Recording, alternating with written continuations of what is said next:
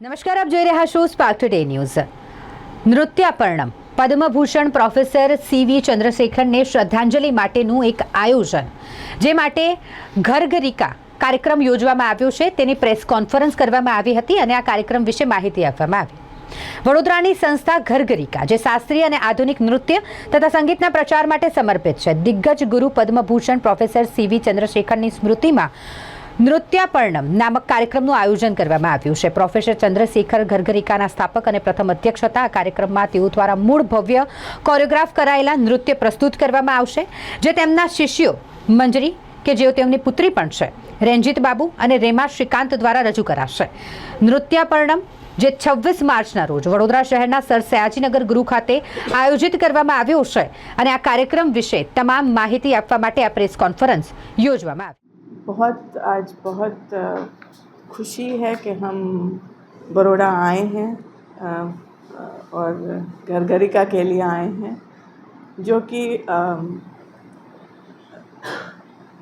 Professor Chandrashekhar, जिसके शुरुआत के लिए बहुत उनका सब जो भी ट्रस्टीज़ थे, सब विजल बहन और बाकी जितने भी लोग हैं, सबके साथ बड़ौदा उनके लिए बहुत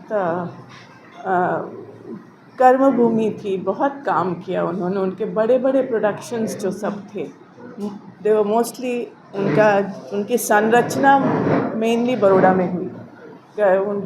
उनके 10 या 11 जो प्रोडक्शंस हैं, उनमें से 8 उन्होंने बड़ौदा में किए हैं.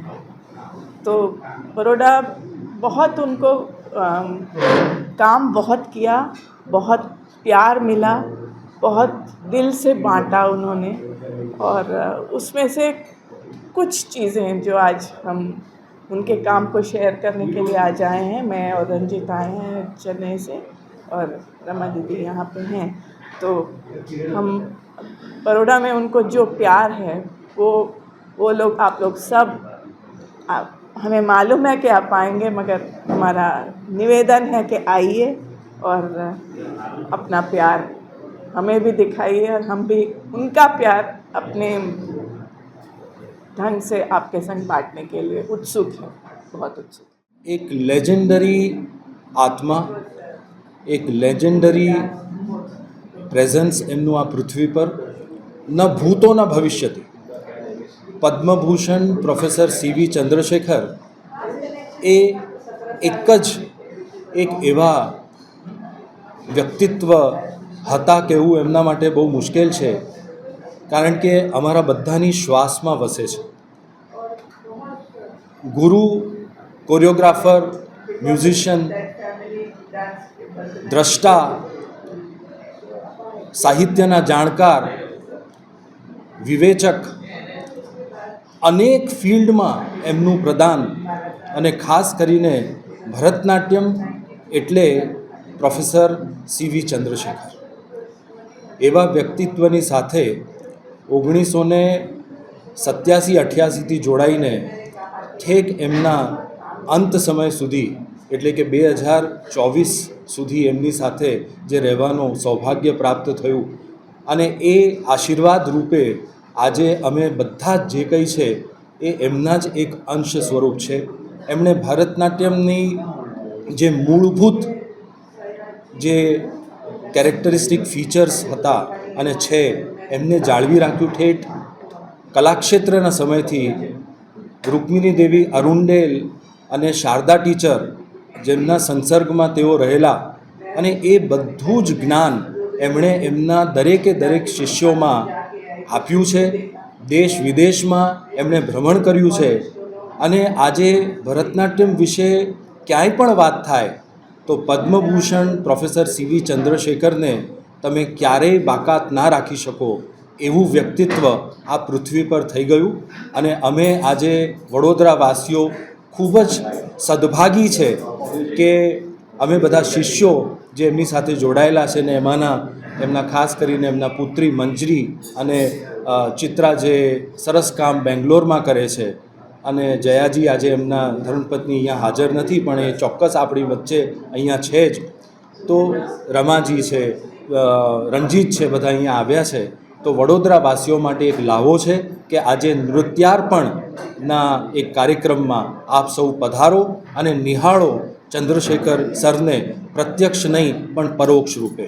નમસ્કાર. નોન પ્રોફિટ ટ્રસ્ટ છે ડેડિકેટેડ ટુ ક્લાસિકલ ડાન્સ, જે આપણે શરૂ કર્યું હતું પદ્મભૂષણ પ્રોફેસર સીવી ચંદ્રશેખરની ચેરમેનશીપથી, એમના વિઝનથી.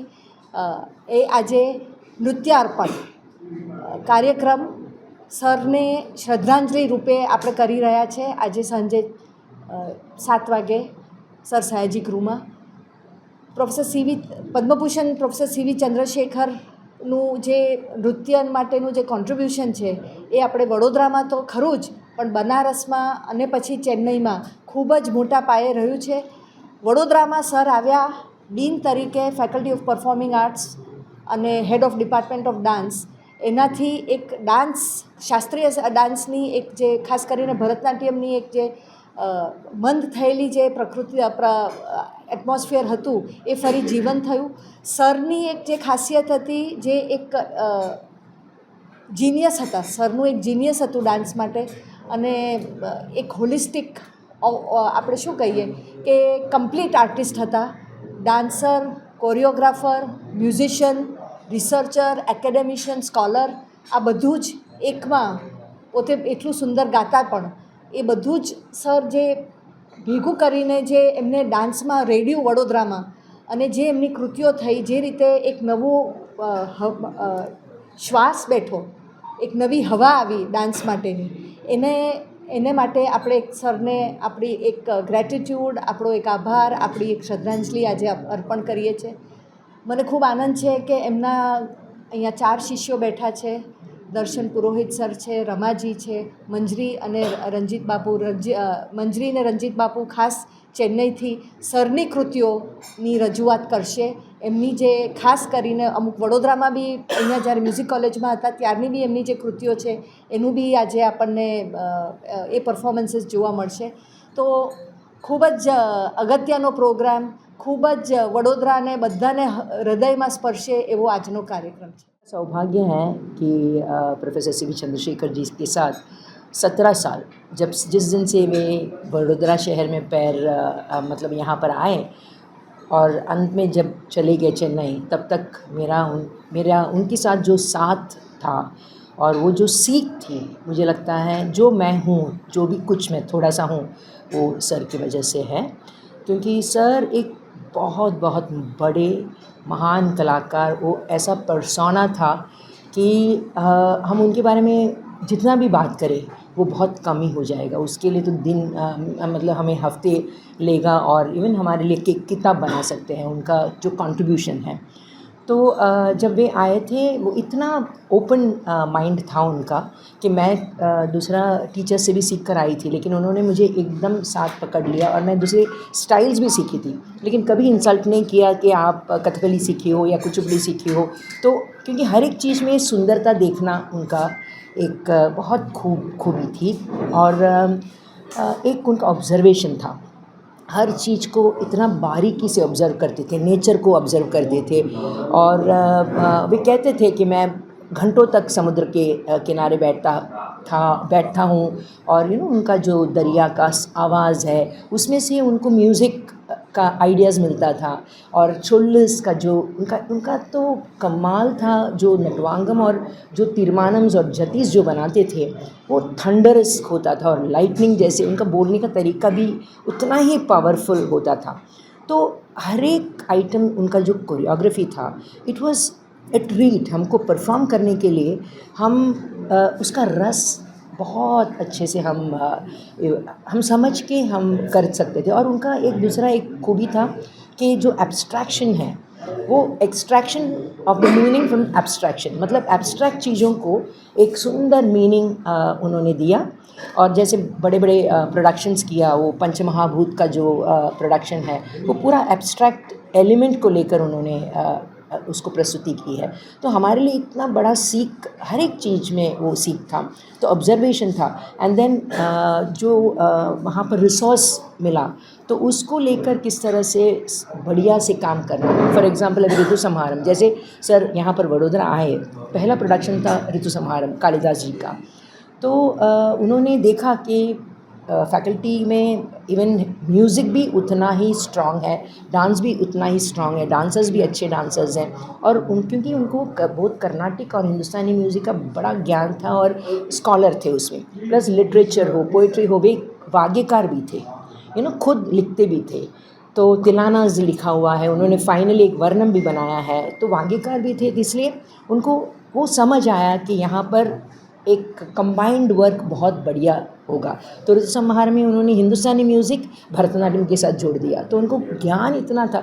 तो म्यूज़िक एक अलग से इतना स्ट्रॉन्ग जाता था, तो उनका प्रोडक्शन कभी ऐसा नहीं था कि हम सोचते थे हम म्यूज़िक सुने या डांस देखें, तो हर एक चीज़ बैलेंस में जाता था। सो वो एक बहुत बहुत सुंदर चीज़ हमने सीखा है उनसे, बहुत बहुत कुछ सीखा है। जो भी हम हैं, खड़े रहना, बैठना, बात करना, तो हर चीज़ को एस्थेटिक सेंस के साथ देखना, वो हर चीज़ हम उनसे सीखा है।